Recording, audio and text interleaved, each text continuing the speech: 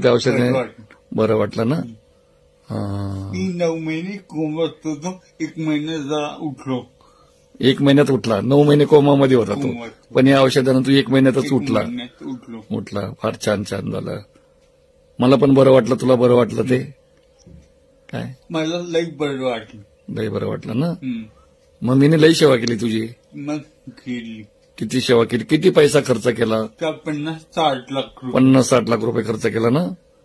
तरी आराम नव्हता पडला. पण आपल्या रियांश अमृत ज्यूसमुळे तुला आराम पडला. बाटलीत आराम झाला. पैसा एकदम उठायला लागला. Okay okay okay. म्हणजे रियांश अमृत ज्यूस पॉवरफुल आहे. मग पॉवरफुल. ही बाकीच्या लोकांना देऊ का आम्ही? देऊ ना लोकांना.